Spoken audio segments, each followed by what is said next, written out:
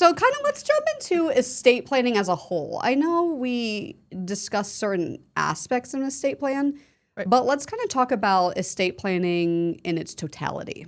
Right. Like, what does it mean when we say we're estate planning attorneys? Right. So what I usually tell people is if we take a bird's eye view of estate planning, we're talking about two different areas. The first would be during life. Okay. The second would be after death. Estate planning is going to cover both. So when I talk about during life, what are documents that you would assume that we're talking about if I'm talking about during life? Your power of attorneys. Your powers of attorney. Yep. And I think that there's a misconception about estate planning, that it's only for the wealthy, it's only for the aging, it's only for the elderly, the sick, it's only for these certain groups of people, which is untrue. Not true. Why? Because as soon as you're 18, no one has authority to make any decisions on your behalf, whether that be regarding your body. If something at the doctor's office, something happens to you, your mom can no longer call and find out or make appointments for you. You're 18 now. It's on your own. Right. And without a power of attorney or something, no one can make decisions on your behalf. But they do. But they do. But they do. So that is something that we get pushed back a lot, is that, oh, well, my husband's sister's boyfriend's cousin's a doctor and says that these don't work, or whatever they're going to say. Right. And if you look at it, how it works practically, if your mom shows up and wants to make decisions for you and she's the only one that shows up, they're probably going to let her. For sure. But what happens when you don't have a power of attorney and your husband and your mom shows up? And they have different opinions on what needs to happen. The doctor or hospital is not going to make any decisions. They're going to say, go get a court order. Exactly. And now you're laying in the state in which you may or may not want to be. And maybe your mom knew your desires when you were 20 and your husband knows your desires now. Well, it doesn't matter because nobody had that power to make any of the decisions regardless of who you told what to. Right. So that's why when we say anyone over 18 should have estate planning, they might not need an entire estate plan, but they need aspects of an estate plan. Specifically, when I was discussing the during life, that's very important. Yes. 18 years old, they're going off to college. Do you want boyfriend, girlfriend, significant other to make decisions? Maybe they've been dating a month, a week, but you're not there. Right. And they're the one that brought him to the hospital. And they're the one that brought him to the They hospital. were the ones they called first. Right. That was the most recent call. But I'm the mom. Right. Doesn't matter. Do they have a power of attorney? And that brings up a great point. Your first example was husband and mom. But it doesn't matter. Boyfriend, mom, neighbor. Right. Kids. Who showed up? You have 4 kids. They disagree. Who's making those decisions? We're going to court. Right. The hospital's going to put their hands up in there and say, give me a court Not order. our problem. Yep. Yes. You guys figure it out. Exactly. So when people say, it's not a big deal, I'm going to be there. My so-and-so is a doctor. They say that these don't actually work. Right. Well, of course. The goal is not to need them. The Right. goal is to not need them. Right? We hope that we all pass away peacefully at some very ripe age. Right. Or some very old age. Old age, yes. Not ripe. But we don't get to plan these things. Right. So it's best to, once you turn 18, think about estate planning. Yes. Don't think it's for the elderly. Don't think it's for the aging. Don't think it's for the sick, whoever. Right.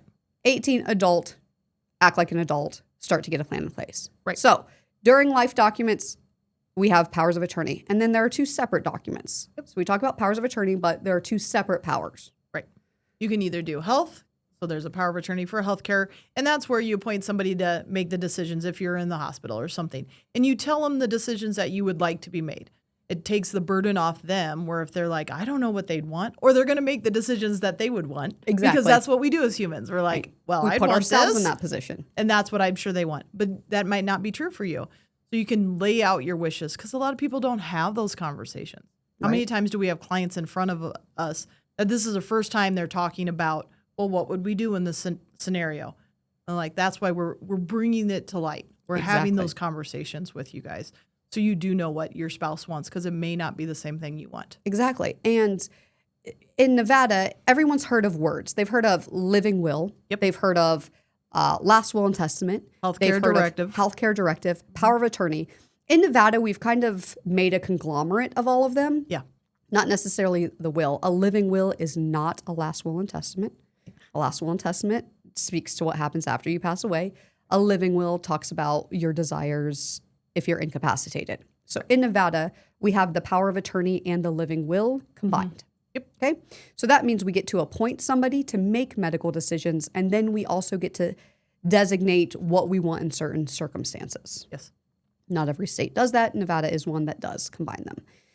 And so speaking to what you just said, that nobody even thinks about this until they come to the table, brings me to a good point of things that we've seen in that, I mean, even personally. Yep. I had a friend who was in a car wreck, who was in a coma, and in speaking with her mom said, I always thought that if I was in this position, I would no way let my daughter sit on a ventilator.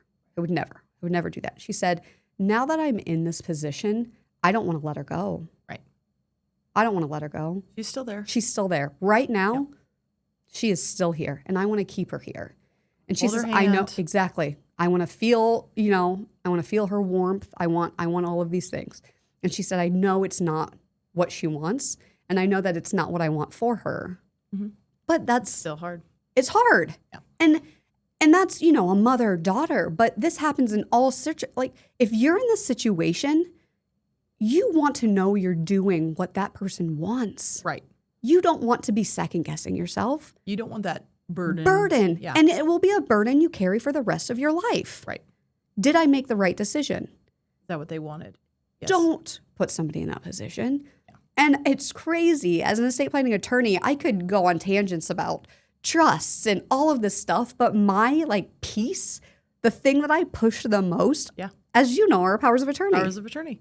Because they're 100%. so important. Because I've been in that position. I don't want anyone to be in that position. Right. And so we have that medical power of attorney, which is so important. And I think in power of attorneys in general, once you think you may need them, you can't get them. Right. Because if somebody loses capacity, if somebody's in the hospital, they're in a coma, they can't make those decisions. They can't tell you. They can't Express that. Right. So you have to set it up now, just have something in place. So that it's so important, and people don't think about it. No, they don't think about it at all. And it's so easy to do, and anyone over 18 should have them. So it's not even a wait till this thing. What we recommend all the time, back to school packages. Your kids Yes. going off to college, gift them powers of attorney. Right. Bare minimum, gift them some powers of attorney. Right. What a great gift. Yeah. And for you, it's kind of a win-win. selfish- Yeah. Even if they don't want to appoint you, at least they've Somebody. Somebody. We know what their desires are. Right.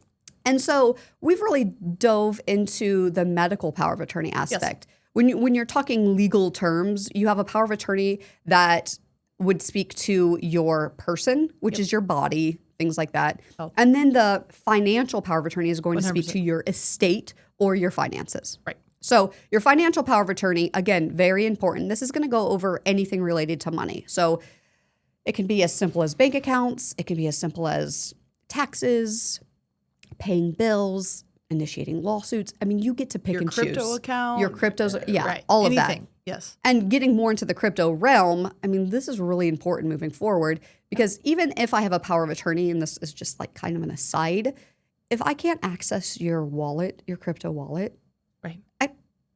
it doesn't matter who has what. Nobody can give you that power. So that's an aside. So Right. make sure if you have cryptocurrency, you are Fair. making sure that that is something that somebody has access to at some point.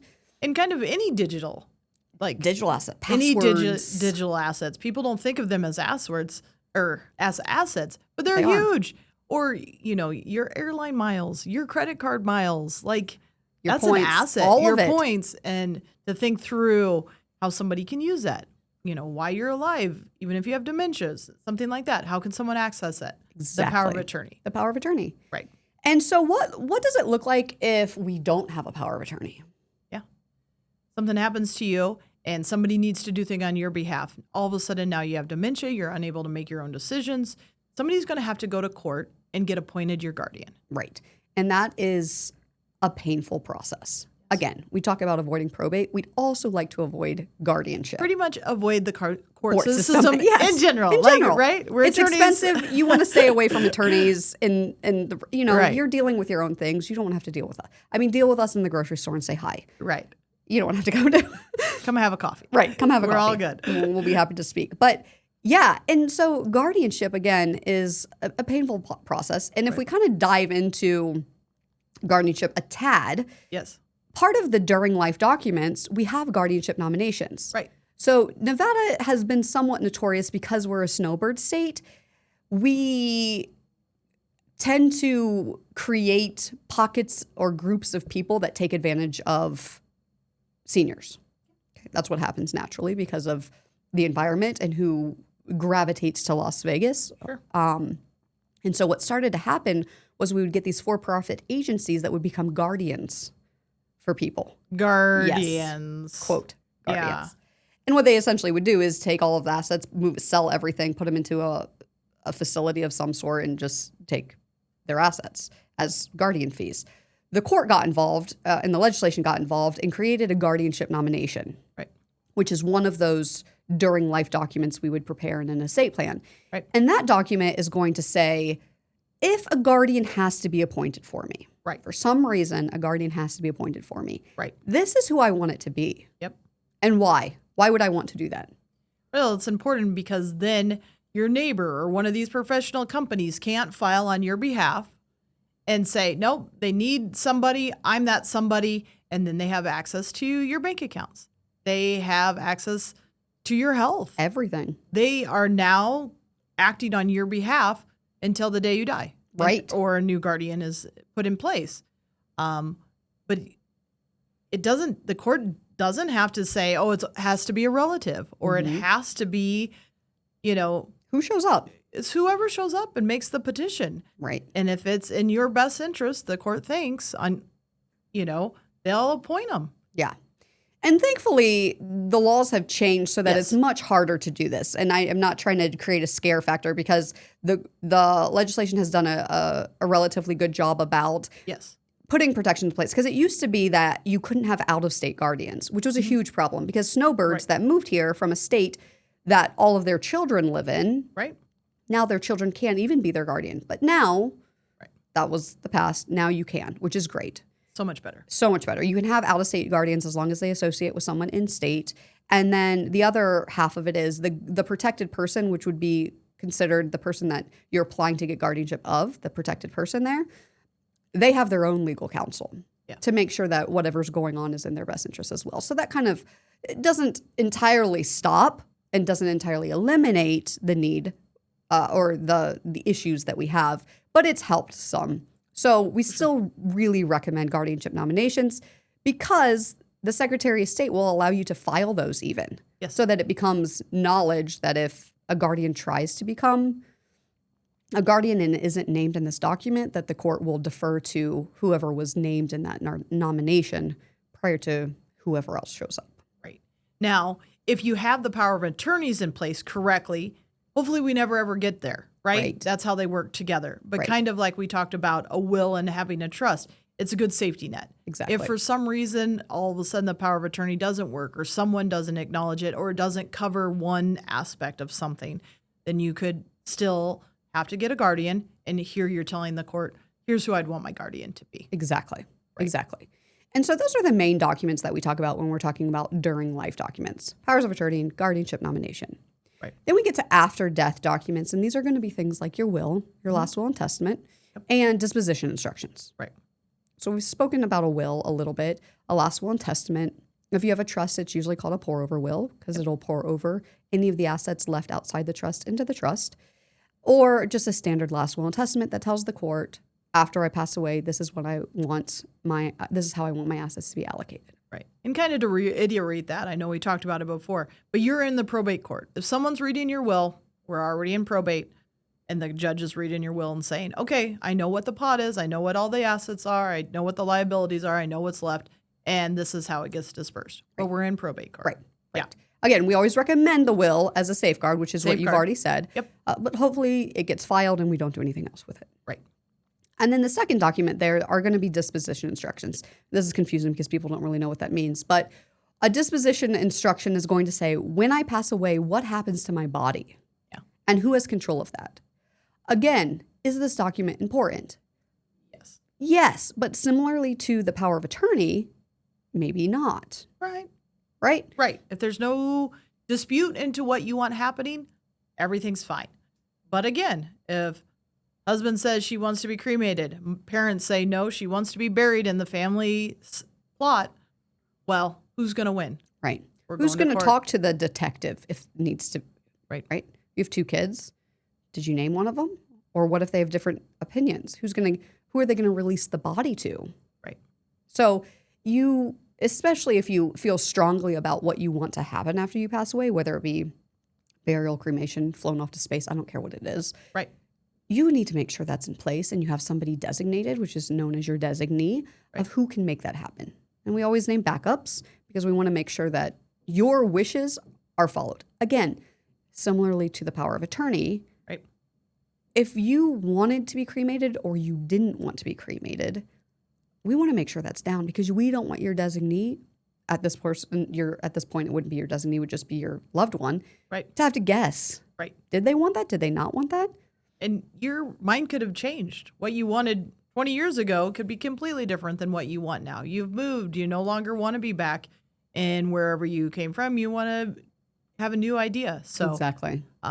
In modern technology, people are doing different things. They become a diamond. I want to be worn on a necklace. I want to anything that you want to do.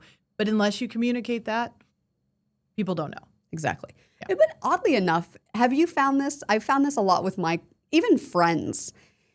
They are way more comfortable talking about how they want to be interred or cremated or whatever they want to do versus medical decisions. Oh, 100%. So for sure, the hardest decisions are regarding the power of attorney. Yeah. Which is great because, I've passed away. What does it matter now? Right. Now I can just decide. But the during life thing, I think that brings up an interesting point. Like your power of attorneys, they're only good while you're alive. Right. If you had capacity to sign, you can give it to an agent to sign on your behalf. But the minute you die, those documents no longer mean anything. Your agent can't go and drain your bank account the day after you died. They can. They just can't legally. They can't. Okay. Difference between what you can legally do and what you can do sometimes different. Yes, but that is a big misconception that happens a lot is, I had power of attorney. Can't I just empty the bank account now that they've passed away? No. The minute that they passed, they stop working. And I don't know how many times that's a conversation that I've had to have with people is, I was power of attorney. Can't I do these things? Right. No. Nobody's going to let you act with that power of attorney after they find out the person's passed. Right. So that's the before documents, after documents. And then we have, which not everyone needs, but we have that revocable living trust, which works during life. We kind of call it the bridge that bridges life to death. Yep. Right? It works during life and then it bridges after death because it works after death as well. Yep. So during life, you treat it how you would treat your bank account. You use it how you want. You put money into it. You take money out of it. And then after death, it becomes irrevocable or irrevocable, however you want to pronounce that. And then your successor trustee steps in and distributes assets according to your wishes. Right. And so that works both during life and after death. Right. And you can have in your trust what happens if you become incapacitated. Mm-hmm. So you create the trust, you're the grantor, the settlor, the trustor, a whole bunch of different names, but they end in OR. And they all mean the same thing. Yeah. And then you are also the trustee, which means you can do the things with your assets. You can run it just like you have any of your other assets. Right. You can add things, you can take things away, whatever you want to do. You just want to make sure that if you want it in the trust, you properly vest it into the trust. Exactly. And so you have that ability to do that. Then if something happens to you, you become incapacitated. The trust provides that if that happens, then you have a successor trustee that does different things. And it says what you should do during your life and what the successor trustee can do. And then after you pass, it says, well, now that I passed, we do these different things. And you can lay all that out. Exactly. It's a very good instruction document. Right. And what I think, so now that we've kind of covered those documents, I think it's going to be important that we talk about updates to them or what we should be considering. Right. How often do you need to come back and see us? We Exactly. get that a lot. Okay, Yes. I paid to do this. Is that good? Are we done for life? Right. And possibly. Could be. Possibly. But what we like to tell people is things change. Mhm. Family relationships change, divorce, marriages, births, deaths, having kids, having a disability, all of this stuff happens.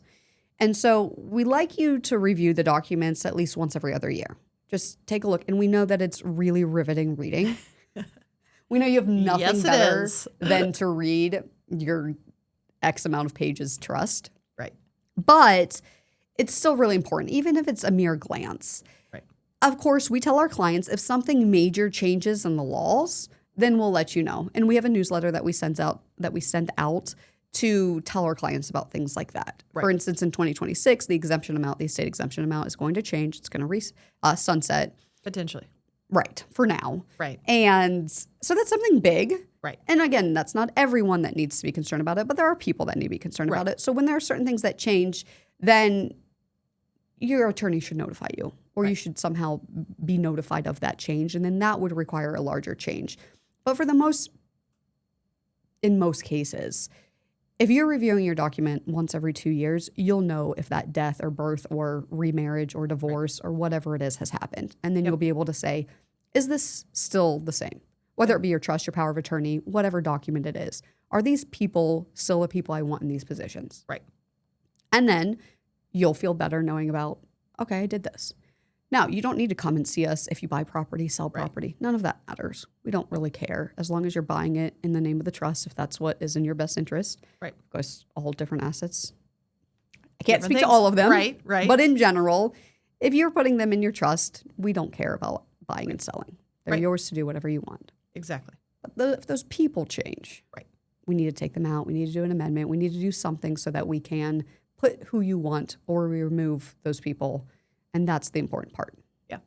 I think another thing, just looking for your trust every couple of years. Yes, We have people that's yes. like, Oh, I don't know where it is. And with technology now, like people have scans of it and things, but like, I don't know where it is. If you don't know where it is, how do you expect your loved ones to find it? You know, that's important as well, making sure that your loved ones can find it. And I think that's often the case. You don't have to show it to them. You can revoke it.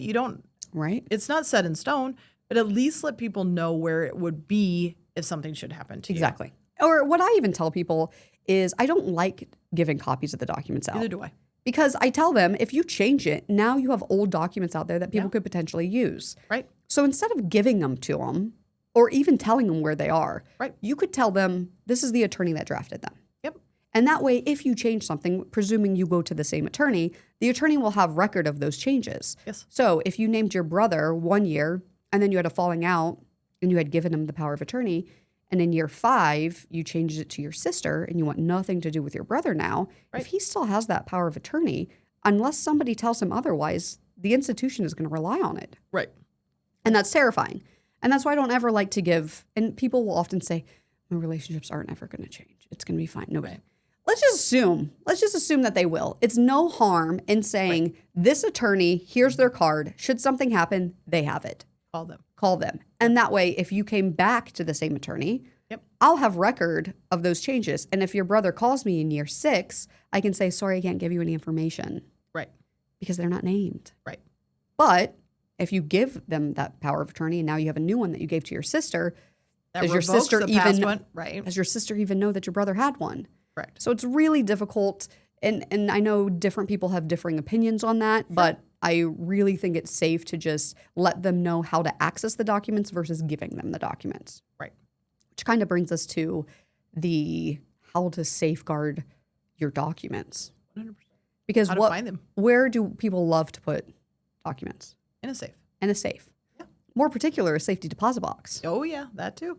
And if you know anything about accessing safety deposit boxes, Hard. very hard. Unless you're on that account. Unless you're on the account, which means you have to go to court. And so let's say that my will or my trust, the only record of it is in the safety deposit box. And you're like, well, they told me I was a trustee. I know I'm the trustee. And let's presume you are the trustee. How do we prove it? Right. We can't. Because the documents in the Because the documents in the safety deposit box. Right. So now we have to go to court to get a court order, to open the safety deposit box, to find the documents, to get you appointed. It's terrible. Right. So instead of doing that, I don't love safety deposit box because of the ability to access them. Right. You could do a safe at home, but then we run into a similar issue of how do we access the safe? You know the password. Do you know the password? Do you know how to where get the into key- it? Do Yep. you know where it is? And then there's several heirs. Who's going to fight about who has access to it? How are we going to get access to it? It becomes a nightmare. So instead of, I'm all for safeguarding assets, I'm all for safeguarding your documents, just make sure you have something in place to get to them should something happen.